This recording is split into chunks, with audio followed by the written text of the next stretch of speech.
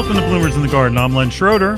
And I'm Julio Zamora. And on today's show, we have one of the world's premier plantsmen as our special guest, Dr. Allan Armitage. We're not worthy! We're not worthy! We're not worthy! We're going to talk to Dr. A about how he got his start with plants. His time as professor at the University of Georgia. As author, Dr. A has penned what many call the Perennial Plant Bible, Herbaceous Perennial Plants. He has also written a children's gardening book called Bitsy Happy Bouquet, but my personal favorites are Legends in the Garden and Of Naked Ladies and Forget-Me-Nots. Both are filled with fun and fascinating stories about the origins and histories of plants and how they have gotten their names. Just for listeners of Bloomers in the Garden, Dr. Armitage has arranged a special offer on his books. Go to allanarmitage.net and use the discount code BLOOMERS, and you'll get a special discount. So stay tuned, and we'll be right back after this.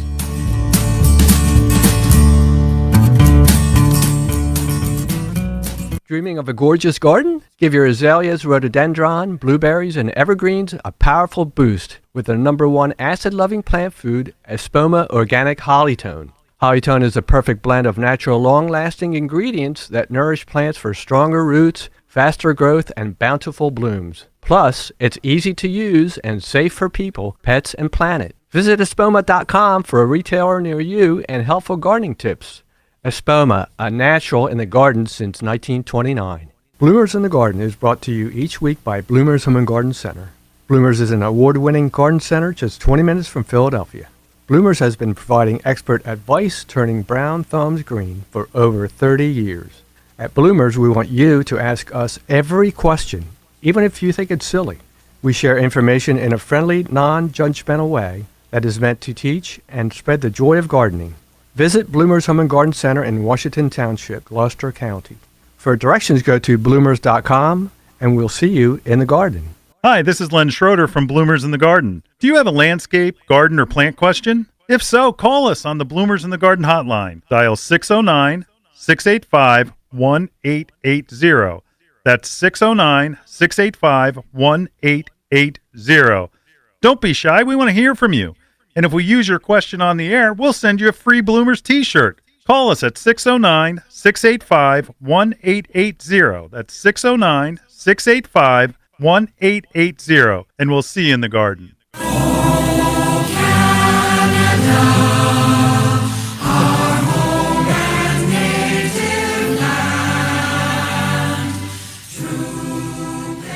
Dr. A, welcome to Bloomers in the Garden. We wanted to make you feel at home. All these years, I thought you were from down south, good old boy from down south, and here you're an athlete Canuck from Canada named Horse. Oh, my God, you guys are reading too much. This does play on a sports radio station, by the way. That's right. There we go. Oh, well, anyway, thank you for having me. I can't imagine it any better place to be right now. It's fantastic, and if you like this crazy stuff we call gardening, we're gonna have a ball today. Yes, yeah. You know, there's a passage. Both Julio and I read your book separately. Again, it's not just about the hat, and there was the passage in there that was about when you had a pretty wild career. You were a grave digger. Oh my! But the story of that, where the family came up, could tell us about that, because that was. Oh my goodness! I mean, that hit home. It did, didn't it, Len? It is kind of interesting. I think, to everybody who listens or anybody who is whatever you're doing today, many of us didn't plan being where we are today. I taught for many, many years, and students were always wondering what they're going to do, and their parents were even wondering more because they paid all this money. And when I told the parents that don't worry, I believe in the greatest philosopher in America, and they looked at me for some great, incredible story, and I said, yes, his name is Yogi Berra. And when Yogi Berra said, when the path forks, take it. That's right. And of course, you listen to that, it makes no sense, but then it does, because every single one of us have had forks, right. And that's how we've got to where we are. It's just the way it is. So one of the forks in my life, and I had nothing to do with horticulture at all in college or high school, or I had no grandmother patting me on the head and telling me about her pretty posies. But I was a grave digger, literally. And I mean, this was with shovel and hoe. But one of the things in this particular cemetery, I'm from Montreal, Canada, and so on the mountain, which Montreal is named after, Mount Royal. So there was a lovely cemetery, which when the people came there, we had perpetual care. But perpetual care did not mean just mowing the grass. We literally, and I'm saying literally, planted the grave site. So the dirt that was spread over, we had a little greenhouse, and I knew nothing. I was mostly the grave digger guy, but I got to the greenhouse, and I took a few little cuttings as they told me to, and they made just gorgeous designs on this 6 foot by 3 foot plot, and literally, like you think of a floral clock. Think of that's what we did with these designs, so one day after a very tough day, and it was hot, and I was finishing up, and we had done this grave just the day before, and as I was standing there, I noticed this family coming to the grave site, walking up the hill a little bit, and they were truly grieving. I mean, it was awful, as you can imagine. Yeah. Son had passed away, and whatever. So I decided, I'm just going to get out of the way, and went behind a tree. And I want to tell you guys, this was amazing. They got there to this grave site, and obviously they were very sad, and they were still grieving, but they started talking animatedly to each other, and they started smiling and sort of just looking at this grave site and pointing and saying how wonderful it was and how it made them feel so much better. And and I was young and dumb, and but I watched this thing, and I said, maybe there is something to this plant thing after all. And so it really was quite I remember it well. In fact, I still write about it, and here I am today still talking about it. That's when I was in college, way back when. So it is amazing what plants do for people. And I don't even care about the next great red azalea or blue rose for that matter, because it has nothing to do with why people buy plants. They buy it for the pleasure and for the passion that these plants give them. And if anybody is an optimist, it is a gardener. We actually believe catalogs. I've said that. I mean, yeah, it's amazing. Right. But anyway, that story was one that got me eventually into this horticulture game. Well, I dug my next grave and forgot. But, we try to get, it's obviously not the same conditions, but for people to marvel and just to buy into everything with that, and it's just to enjoy the fact what they're doing in the garden, and that feeling that they get is special, and there's really not much else like it. And that once that light bulb goes on for those customers or listeners or what have you, they're hooked. And like you said, it's something to marvel at, where people just see a beauty in it that's in an artistry that's often not talked about. Yeah. Well, the interesting thing is we don't have to be a crazy gardener. My daughters, who too many kids and too little money and all that stuff, they like this stuff, but they're never going to be as crazy as I am. At least I hope not. But but they do like getting their fingers dirty. The kids like getting in the dirt a little bit. And you don't have to be crazy to do this, because if you take and I don't know about your listeners, but if you're in the Philly area, you've got a lot of crazy gardeners around there. We sure do. And Yes, we do. I mean a lot. I love going there, and I can't wait to come back. But the fact is that if you ask people why they garden, really ask them and say, hey, here's your question in one word. Tell me why you do this. And the one word that comes up more often than any other word is therapy, therapeutic. I just, I feel good. And so again, you don't have to be nutso. Just, it's spring is springing, and I enjoy it. But there's a lot of people that just as soon don't want to do that. And that's fine too. One of the things that we try to do here on the show is to give people a break. Too often they're intimidated to garden, but yet they shouldn't be. That's right. Absolutely. That's right. Yeah. And Dr. Ed, there's one really beautiful thing that you said in the beginning of the book, and I wanted to point that out. And it says here, I could never be a door-to-door salesman, but I learned rejection is not the end of the world. That's a beautiful saying right there. You know, and people, you know, think, oh my goodness, I failed. You know, I'm rejected. Yeah. No, Julio is a salesman at heart, but you know, Oh, I know rejection well, Julio. oh my goodness, that's wonderful.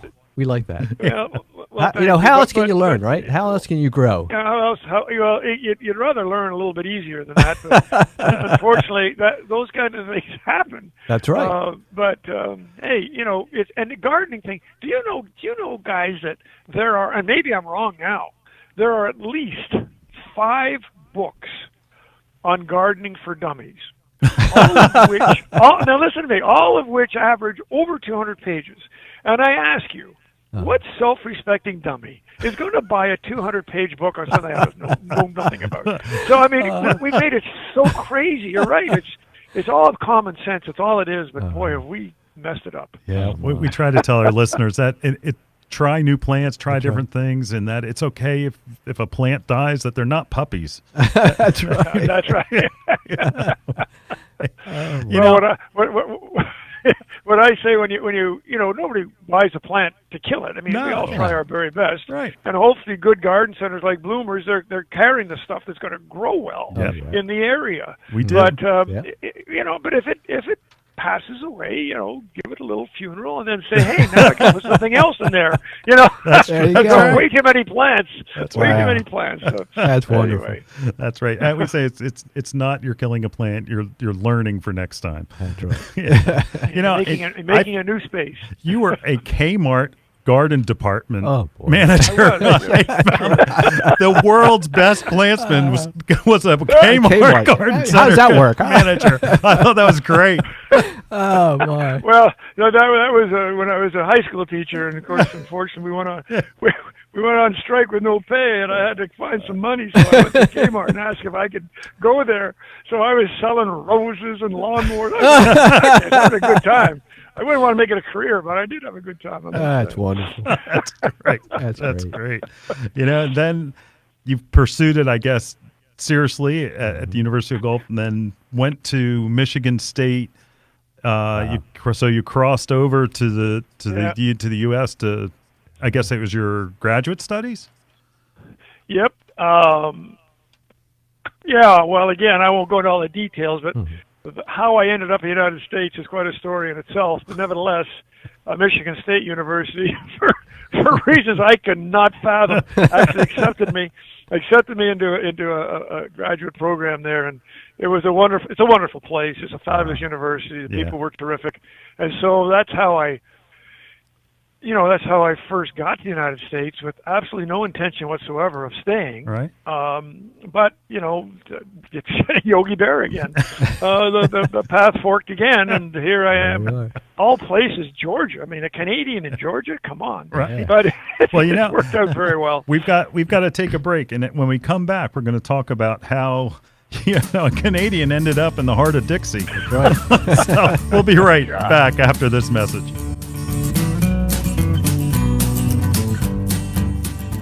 Did crabgrass and other grassy weeds take over your lawn last year? Prevent crabgrass and other grassy weeds from ruining your lawn by applying Bonide's DuraTurf Crabgrass Preventer today. Just apply Bonide's Crabgrass Preventer, available with or without fertilizer, and that will stop the crabgrass and grassy weeds from growing in your lawn for up to 5 months. Do you want your lawn dark green and healthy looking all season long? You need to use Bonide's DuraTurf 4-phase lawn program throughout the year. Our 4-phase program rids your lawn of over 200 broadleaf and grassy weeds, including crabgrass, nutsedge, and dandelions. This program will also take care of surface insects, such as fleas and ticks, while slowly feeding your lawn throughout the year. Bonide offers up to a $35 gift certificate to the store where the Bonide 4-phase lawn program was purchased. You can also buy the 4-phase individually as you need them throughout the year. Bonide products are family made in America. Find a DuraTurf lawn program at these fine stores: Garoppos Stone and Garden Center, Newfield, New Jersey; Feeney's, Feasterville, PA; Bloomers Home and Garden Center, Sewell, Washington Township, New Jersey. Tired of growing the same old herbs? Do you want to expand your knowledge of herb gardening? Come to Herb Your Enthusiasm Saturday, April 6th at Bloomers Home and Garden Center in Washington Township, Sewell, New Jersey. We'll discuss herbs for cooking, but we'll also expand into herbs for essential oils and herbs for homeopathic medicinal purposes. During Herb Your Enthusiasm, you will plant a container herb garden, and all the starter materials are included with a $45 registration fee. It's going to be a fun night out for couples and friends that you won't forget. Call Bloomers today and register for Herb Your Enthusiasm at 856-589-0200. That's 856-589-0200. If you're looking for more information, just go to www.bloomers.com. So much fun is waiting for you at Bloomers Home and Garden Center, just 20 short minutes from Philadelphia, and we'll see you in the herb garden.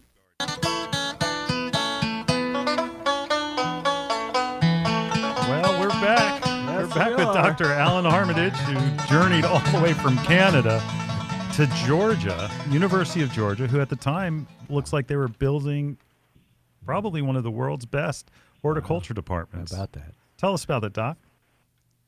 Well, as I said, when I Culture shock. when I went to the United States, that was culture shock enough. I want to tell you. I'm a Yankee. What did they think of you? That's right. I know. Tell me about it. So I went to balmy Michigan and had a good time, and so we were finishing up. It was a PhD program, and I was finishing up and looking around for jobs. Of course, I had a couple of children and had a family, the whole bit. It's funny so how it was that time to get a affects your job. life. Yeah. It was time to get a job, and so we looked back to Canada, and unfortunately, as much as I love my native land there were just no jobs. Right. Horticulture departments in Canada at the time, there was Guelph and there was UBC, and there was like 2 or 3 of them, but not very many, and unfortunately there were no positions available. So I of course looked to the United States, and there were a number of positions available, but like anything else, it's timing, as you well know, and especially when you have hungry mouths to feed, as they say. Yeah, that's right. And there was no way in God's green earth that I had any intention of going to Georgia. But I mean, Cornell was on the docket for sure, but they were just a little bit too far out. Other northern universities were interested, but again, timing. But Georgia came calling, and they came calling hard. Oh, wow. And it was very nice. And make a long story short, we I went there and we decided we'd go for a 2-year foreign assignment. And so we went to Georgia for a 2-year foreign assignment. And I want to tell you, it was the best decision ever made because, as you said, they were really trying to get people that could change things, and not that not that I was all that hot, but they let me alone and I did my thing. And of course, my colleague had come the year before that I didn't even know was there, and his name was Dr. Michael Durr. Wow. And most of you know Mike from his Woody Plant books. Oh, yeah. And so the two of us got there more or less the same time, and we looked at each other and said, "Well, here we are. Let's do something." So I remember the first class I had. And they're terrific students. I mean, just young, like there were a few farm boys, and I want to tell you, honest to goodness, guys, I could not understand a word they said. They could not understand me. But eventually, we got the hang of it. We really did, and there were many opportunities to leave. But things were going well, and I was able, as I said, the best thing about the university is they left us alone, and assuming we got done what we had to do, and we did, and they were able to do those things. So we're still here. I tell you, it's a great place, by the way. It's amazing on what was done during that time. I went to school for ornamental horticulture, and I'm not young. I went to school, and I guess it was 82, and that we were using Michael Durr's book, and as our textbook. How old was he? He must have been like, what, 21? Yeah. I mean, he kind of, I mean, was he right in the womb? He was a young man for sure, and Wow. and again, Mike and I have been fortunate to be in the same place at the same time. It was truly just serendipity, and people often ask because we are both a little bit opinionated about plants and things. Yeah. And they ask, "How do you guys get along?" And I said, "Well, it's easy. He looks up and I look down, because." Oh, wow. But in general, that was nice. And so, but Georgia, I mean, and where University of Georgia is in the foothills of the Smokies. So it's really a nice town. It's it's hot as heck in the summer, but Dr. A, are you still in touch with Michael Durr? Oh yeah. We live. I mean, he's just a few miles down the road from. Oh, me. is he? Oh, wow. Yeah. Oh yeah. We're both in Athens. Yeah. Oh, okay. Yeah. So so it worked out well, and again the whole thing about just doing things that weren't done before. Believe me, it wasn't a plan. It just happened. Was it intentional for the University of Georgia to build this world-class department? It must have been. It was the university itself was trying to build world class, and it has become a fantastic university, world class. But I think it was just as much good luck and good golly. I mean, they came after me, but what the heck? I mean, I had done okay, but I was no screaming heck. And they came after Durr, and they came after a few others. Right. And so it did do as I think they wanted it to do. That is, increase the visibility and increase the credibility, and I think they did that. I come from a background where it's that farm market that started and then went to a garden center, and then I left the family garden center and started off on my own in my 20s. But I always wanted to professionalize our industry. Like, it's a real industry, and you and Dr. Durr were my heroes because you did that. It was the professional industry. It wasn't just, we're a fruit stand, or, we actually could get into that. And that's something that I will always be grateful for. But again, it's the whole industry during that time that you were there was changing, from dwarf conifers with woody plants. But all of a sudden, perennials have changed, that they all of a sudden went from being these weedy things that you would hope that you were not picking the weed and you actually had the actual plant that you're saying it's supposed to be, to these impulse plants that are just tremendous. It's amazing. Yeah. Well, the thing that the industry, and again, what your listeners who are gardeners, and of course it's like, how the heck does the carburetor work in a car? All you know is it goes forward. And the fact is, they don't have to know about the industry a whole lot, but it is really quite fascinating.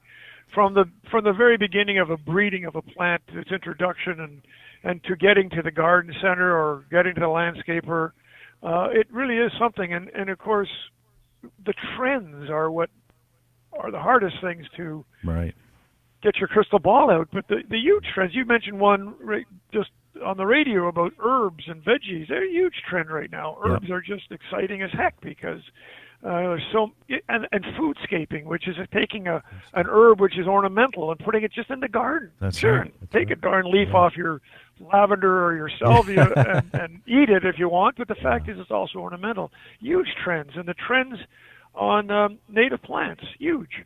And the whole idea of perennials that have encompassed everything from containers to natives to pollinators. These are all things that have been going on over the years, but it's fun to be part of. And, so that's what whether it's in a greenhouse or whether it's in a nursery or whether it's a garden center or a landscaper, it's fun to be all part of this. And so fortunately, I've been able to keep my thumb in all of these kind of pretty fun, active places. That's great. Well, we're gonna expand on how the perennials have become that, impulse item now, right after this short break.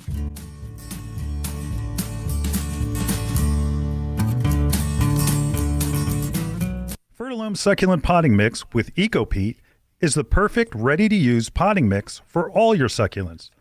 Fertilome Succulent Potting Mix is a blend of sphagnum peat moss, perlite, and eco-peat. Eco-peat is a natural wood fiber from peat bogs.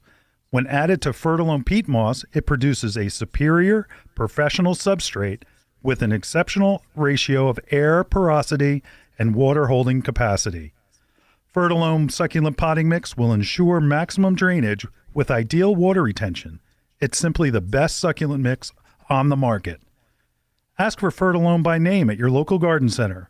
Available at Daniel's Garden Center, Sumneytown Pike, Harleysville, Pennsylvania. Gasper's Home and Garden, 316 Tanyard Road, Richboro, PA.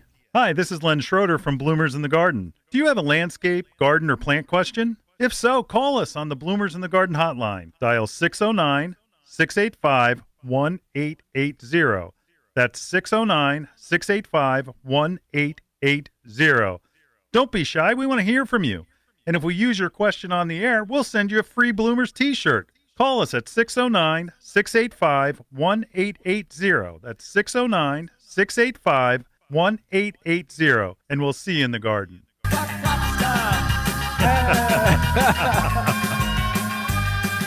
All right, we are here with Dr. Allan Armitage from the University of Georgia. And Doc, you were in Athens, Georgia during one of the most revolutionary periods of American music. That's right. I guess since the 60s. I mean, it was the whole new wave movement. Were you aware? Like, you were the cool young professor. That's right. Were you aware of what was going on at that time? You mean our boys like REM and before that the B-52s? Yeah. That's right. There's a ton of them.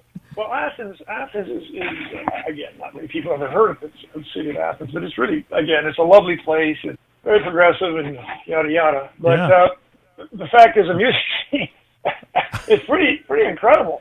And there was a documentary actually done about Athens, and essentially one fella with his long hair and all says, if you're not playing the guitar by the time you get here, after 3 years, there's something wrong.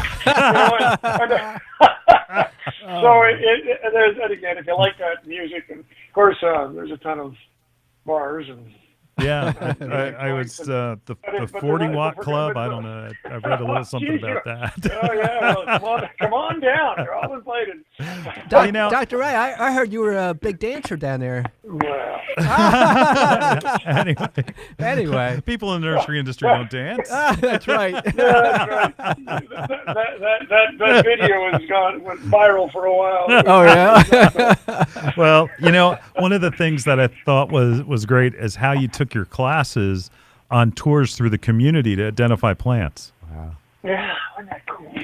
There's a ton of ways to teach about plants and anything for that matter. But I was a high school teacher long before I went to university. I taught biology and math and all those things, and I loved it because there's lots of ways to approach this teaching thing, and you can bloviate and you can do all sorts of nonsense. But if you really show the stuff, people get excited. And at Georgia, again, remembering this was when I first got here, were the 80s.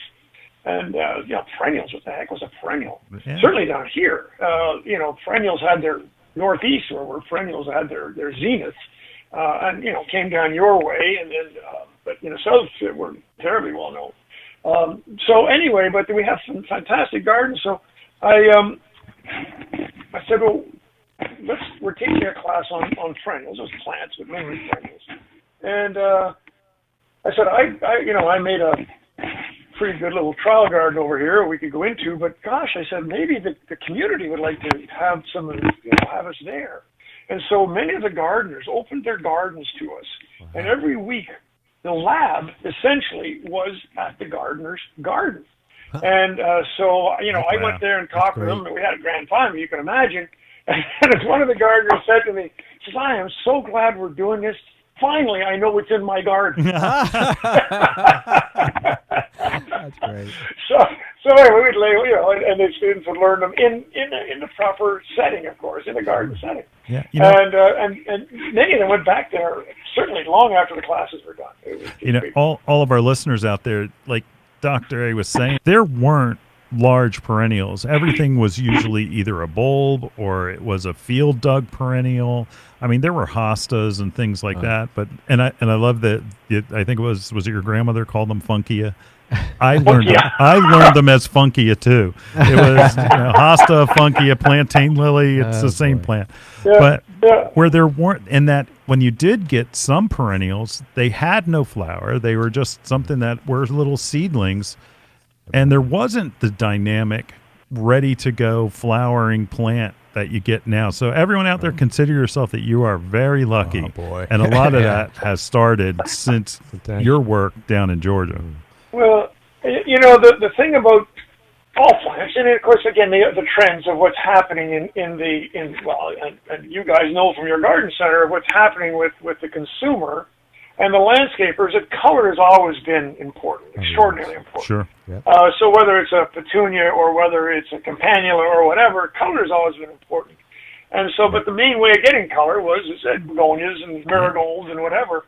It was and a short the whole list. perennial thing. It was a short list. It was, and the whole perennial thing. And again, I don't know if I had anything to do with it or not, but I decided that was going to be something that, because I happen to like them, I was going to just put in our trial garden. I started a whole trial garden in Georgia, and for teaching, of course, but also for outreach and for growers and landscapers and everything else. And I just grabbed every perennial I could grab. But the difference between, and I say this in all due respect, the difference between me and anybody else that was doing this just privately or whatever is that I wrote about it and I spoke about it.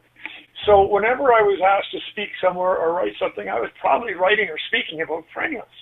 And I happened to be very fortunate. I had a national audience as well as a local audience. Mm-hmm. And, then other people started doing this. And now, there's a ton of people that are talking, writing, photographing, everything about perennials, but they have changed so much and so quickly that it's amazing, and it's wonderful. We're very fortunate. You can say, and we laugh and says, how many more of these damn echinaceas or euchres can I stand? You took the words out of my mouth.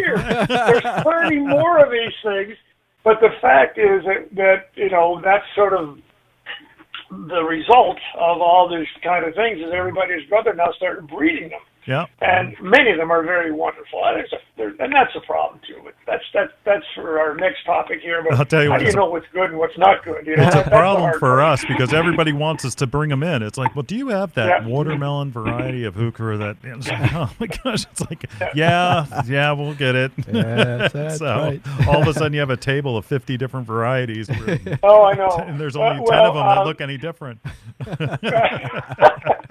That's right. Well, and again, if I may just mention this one story that I'm asked to retell all the time, and I don't know, I write for a national greenhouse grower magazine, and it's landscapers, etc. And you guys too, IGCs, etc. might get it.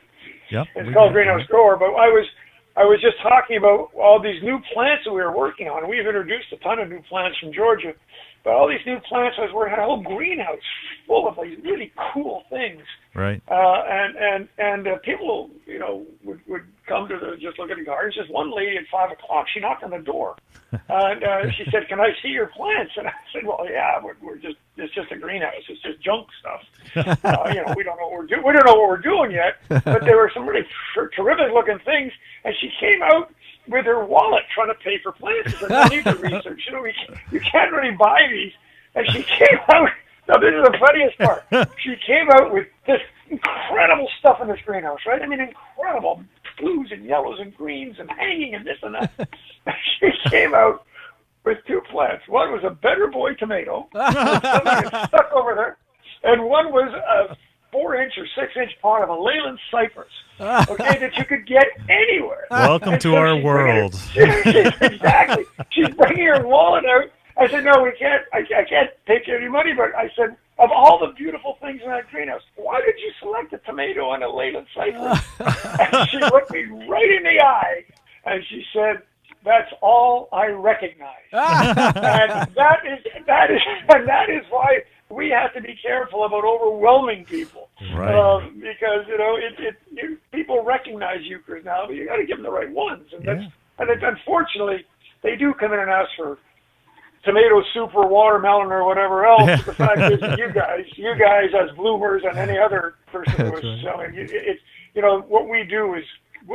Horticulture is global, but gardening is local, and you're the ones that have to make the decisions for it. Well, My daughter came in and asked for watermelons because somebody told her, so she had no idea that she had to have the one that actually works. Well, I'll tell you what, you're teeing us up perfect for the next segment. So we've got to take a break, but right after that, we're going to talk about that diversity and how things have changed. We'll be right back with Dr. Armitage right after this. Did crabgrass and other grassy weeds take over your lawn last year? Prevent crabgrass and other grassy weeds from ruining your lawn by applying Bonide's DuraTurf Crabgrass Preventer today.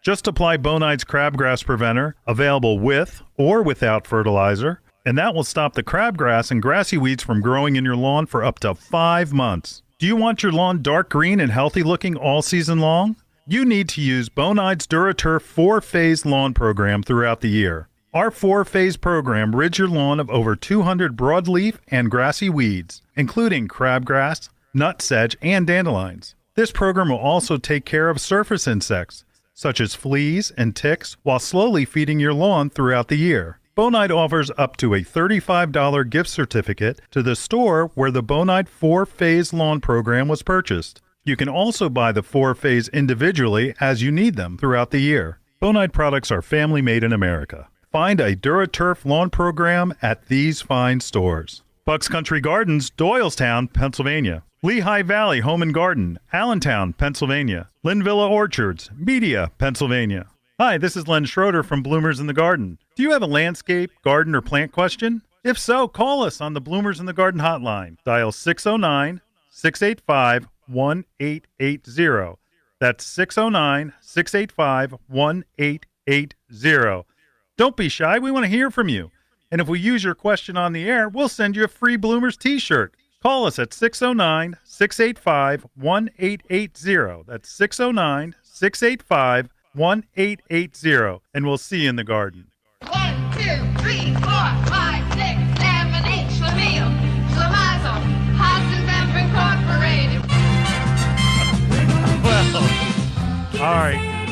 Dr. Armitage, you are not going to understand why that is our bumper music, but I do. You had a hand in developing all of these plants. I mean, it was always seed introductions for plants, and all of a sudden it became cuttings. At the garden center, all of a sudden we were getting these things, and we didn't know what they were.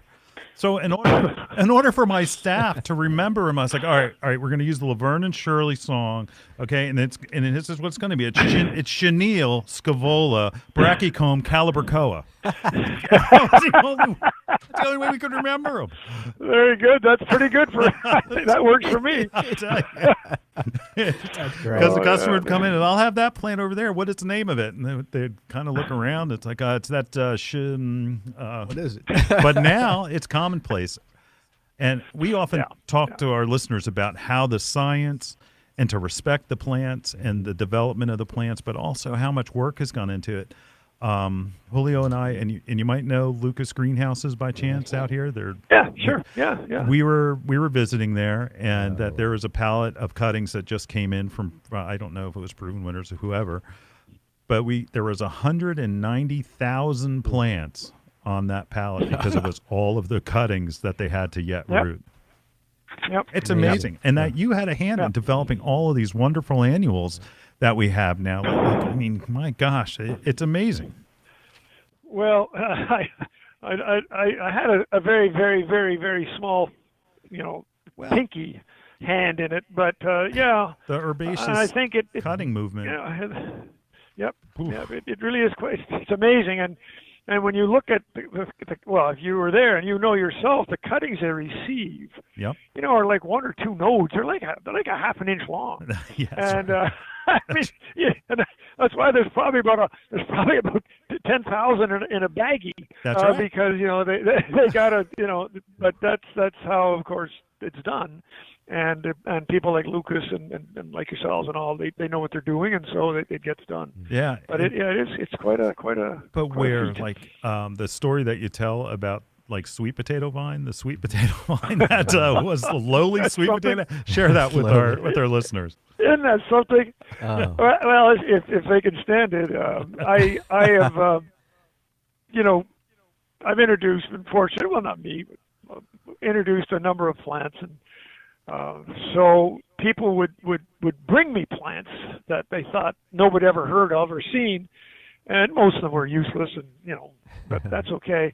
And we put them out in the trellis garden, and I would have a lot of these new plants, and the growers would come by, and I said, you can take a cut, and this was before patenting and all. And boy, I'll tell you what, I could have been a rich man. But nevertheless, so I was standing in the garden, and this fellow came. He had been to Louisiana, and he came back with a sweet potato, and I said, "Oh, come on!" And he brought it out, and I said, and it had kind of purple leaves. And he said this was part of the sweet potato research station in Monroe, Louisiana, and where they row crop all these sweet potatoes out to look for the tubers, of course. And this one failed because the tuber was lousy, and so it was thrown out. And this is your listeners will love this. A gardener in Monroe, Louisiana, jumped into the dumpster. She happened to be a volunteer there, and she took a cutting of this thing and she put it in her garden. Wow. And so this guy happened to be visiting her and brought it back because he says, Armitage might look at it because he can introduce this stuff if you're interested. And so he brought it back, and of course he didn't tell me anything about it. And I stuck it in the garden, and I took a photograph of this thing, and we decided to call it Blackie.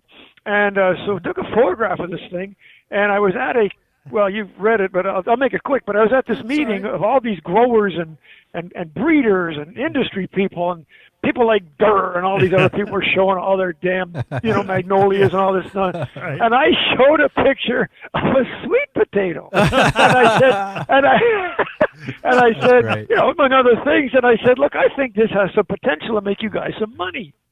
And they snickered. They really literally kind of were just, this guy's nutso. And anyway, as I was leaving the meeting, it was just great. This young man, I'll remember his name forever. His name was Hunter Stubbs. It's got to be the South, right? And, he comes up and says, look, I can't believe anybody's talking about a sweet potato, but I happen to have one that, I think might be good for what you're doing. And so he gave me this. I mean, it was like 2-inch, 3-inch pot with like 2 half-dead leaves that were chartreuse. Okay. And I said, okay, well, what do you think? And he said, if you, I'll put it in the garden, and if it's good, we'll see what we can do. And he said, and I said to him, before we do it, give me a name. So we ended up calling it. He said his grandmother's name was Margaret, but I'm not sure that's true. But nevertheless, we called it Margarita. So we called it Margarita sweet potato, and we put it in the garden. And of course, the next year, Len, I'm not kidding, Julio. The next year, these growers came by, and it was like they had an epiphany. Oh, it's how beautiful it is! And we had the two of them together, the Blackie and the Margarita. Well, I mean, the rest is history. Within 2 years, these things were just everywhere. It's incredible. And they still are. It is. Yeah. And every hanging basket you see. Every single one. That's amazing. And every time my daughter sees, she says, Dad, there's my college education for my kids. What's the matter with you? That's great. Well, those are the days before we did that stuff. That's right. Anyway, so that's how that got out. The other story I love is the Homestead Verbena story. Boy, I mean, that's great story. great. That with and the fact that they tore the house down when you went back. Yeah, isn't that awful? Share that story with our listeners. Well, again, it was for those of you who know of or know my colleague Michael Durr. He and I were going, and we're both crazy as heck, as you can imagine. We're driving a little red pickup truck between Athens and going towards Atlanta, and this was March. It was early March, and it was beautiful. There was obviously something purple flowering in this old place, and So we did a U-turn, probably caused about 3 accidents in so doing, but did a U-turn. And this is the kind of place that I say you drive by rather than drive to. And it was very, very, very rural, shall we say. Right. But anyway, we and Michael's bigger than me, so I put him in front. And we knocked on the door, and this teenager with, it was, just amazing. It was like out of Deliverance, quite truthfully. And he said, Mama, somebody's here about your flowers. And she came to the door, the kids, the daughters, the dogs, the cats, everything was like an old Volkswagen commercial. And they all came out, but Mama had a big smile because I think it's the first time anybody had ever noticed her flowers. Anyway, we went over there, and it turned out to be a verbena. And Michael kind of immediately lost interest because it had no bark. Not a wood plant. But the old-fashioned name for verbena is vervain, and that's what she knew it as. And I said, "Do you know where it is?" "I have no idea." So I took some cuttings, and she said, "Fine," and put them in the garden. And we named it after the place that we were in. We called it Homestead Purple because of the purple flowers. Right. And again, within 2 years, this thing. It was the first vegetatively propagated verbena that had, some vigor. It just grew beautifully and grew for a long time. So again, and it's still being grown today. This was at least 20 years ago. It's still being grown today. We sell it in the millions. I know. Yeah, it's on the edge of our hardiness zone, but it's that perennial verbena It's amazing. So like you said, I go back about 5 years later just to see the lady and just say thank you.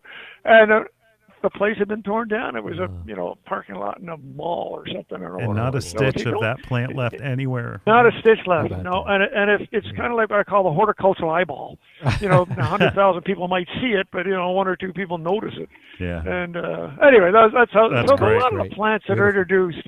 Are introduced like that, and there's certainly breeders that are spending 7 years in a lab creating some fabulous plant, but a lot of plants too, they just the appear. Horticultural eyeball wins, and it's harder and harder today to do that because, for instance, at Bloomers, you guys are paying a royalty for just about everything, and you're probably contracted with a number of greenhouses or whatever, so it's hard for these unusual plants, which both were very unusual at the time, to get into the marketplace anymore because it's just not. It's hard. It's really that's changed a lot too. It's pretty much all almost factory driven. Yeah, and that's why I love the 2 books that you have of Naked Ladies and Forget Me Nots and Legends in the Garden.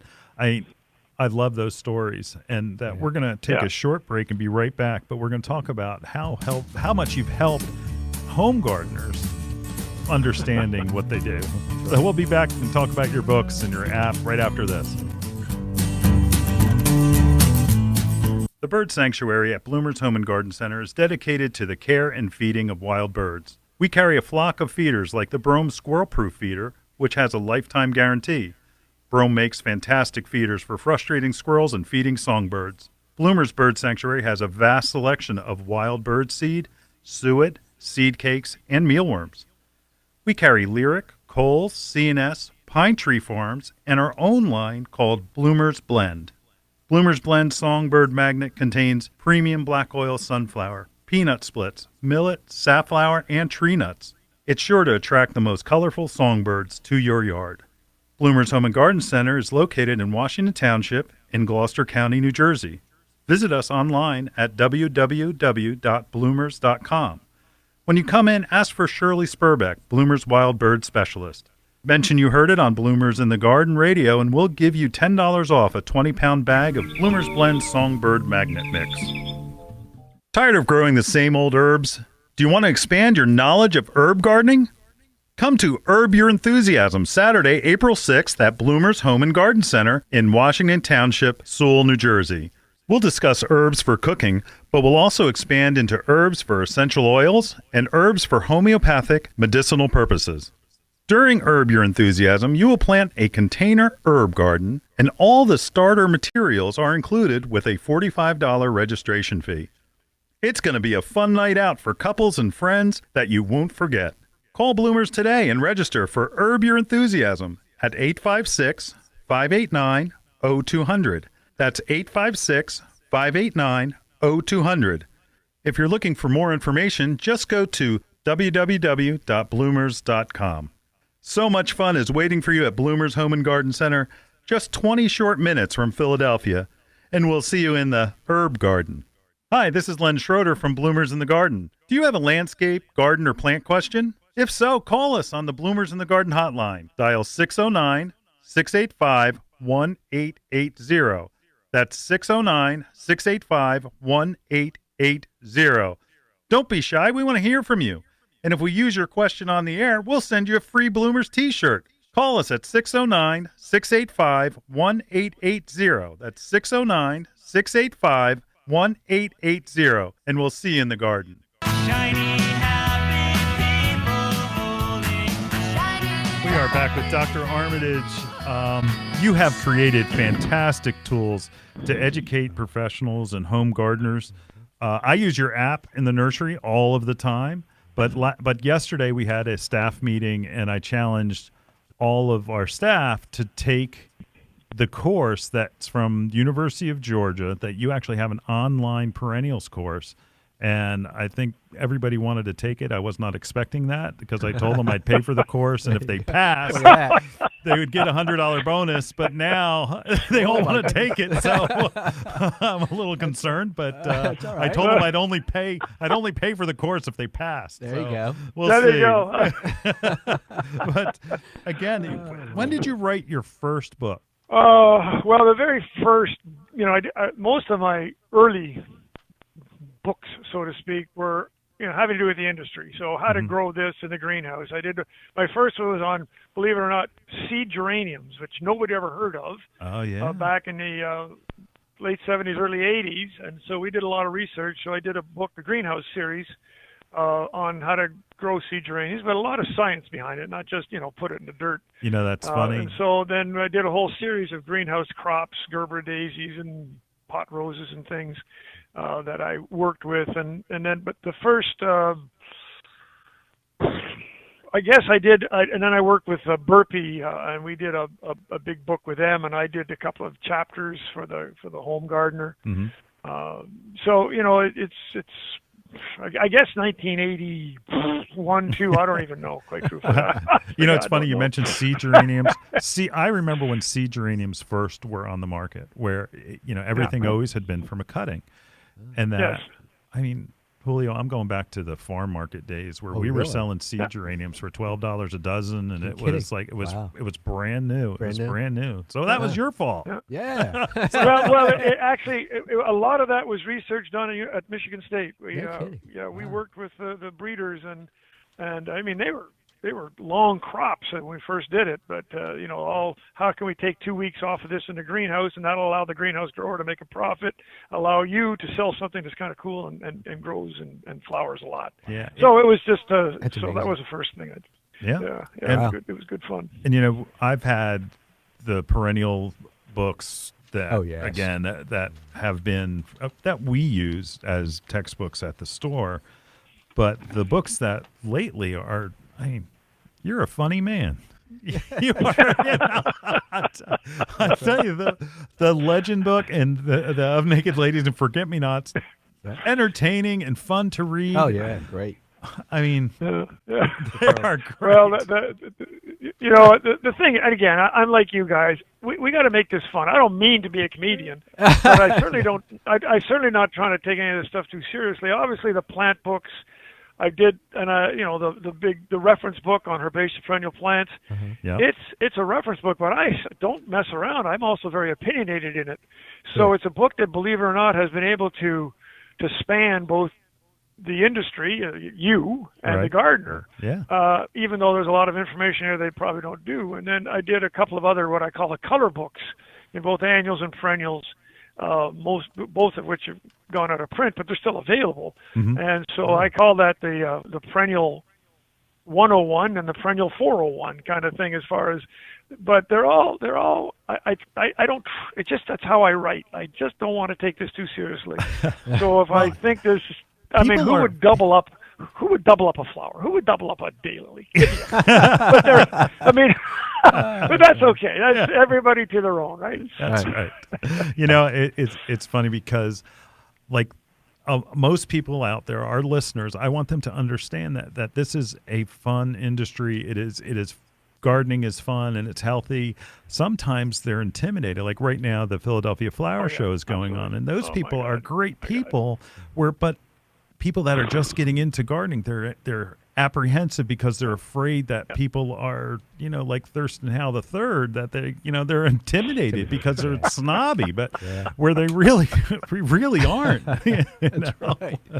We only have green thumbs because we failed so many times. That's all. Well, I'll come up someday. We'll have something in the greenhouse or the garden center or whatever. And I often speak to people just about that. This is how I see gardening. I call it common sense gardening, and I talk about the snobs of gardening. You know, who needs those people? I mean, give me a break. So it really is. And again, you know, we're sort of. I don't want to preach because lots of people don't want to do this, and that's fine. I have no problem whatsoever. Mm-hmm. My neighbors, you know, your neighbors, they like some plants in their house to make it look better, but they're not going to get out there and you know, look at the newest epimedium. They're just not going to do it. Right. But we've somehow, and many of us, and I say us, the industry, particularly the breeders and the big people kind of up there, they've a bit given up on consumers. They say, well, they don't know anything about cultivars. They don't care what they get. We'll give them a red petunia. Whereas you, when I say you, is the where the rubber hits the road for my daughter is you, the garden center. Right. And if you can't tell her that, sure, we have red petunias, but this is the best red for the Philadelphia area, or one of the best, or go to the Armitage app and he'll tell you which is the best. But there's too many out there for my daughter to be able to choose intelligently, and it's up to you, or to us, I guess, to help her out. It's nothing more than that. We're just trying to make it easier and actually a whole lot more fun. Yeah. It is a tremendous amount of fun. A lot of fun. That's it. And that's a great place to end it. That's right. Dr. Armitage, I can't thank you enough for coming on with us. And again, everybody go on to allanarmitage.net. Fill your library with some of these great books because they're entertaining and educational. That's right.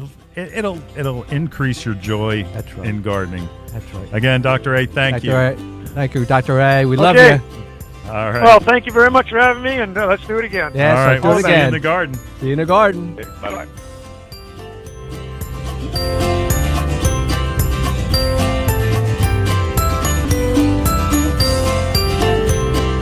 Bloomers in the Garden is an hour-long gardening radio program that airs to over 6 million residents throughout the Delaware Valley. From Allentown to Wilmington, from the Main Line to the Jersey Shore, Bloomers in the Garden can be heard twice each Saturday morning, first at 8 a.m. on 860 WWDB and again at 9 on 610 a.m. ESPN Radio. Each episode of Bloomers in the Garden will be broadcast on Bloomers' Facebook page and available as a podcast on bloomersinthegarden.com. Bloomers in the Garden is adding sponsors. Share your message to our large, diverse group of listeners. Commercials and segment sponsorships are available at incredibly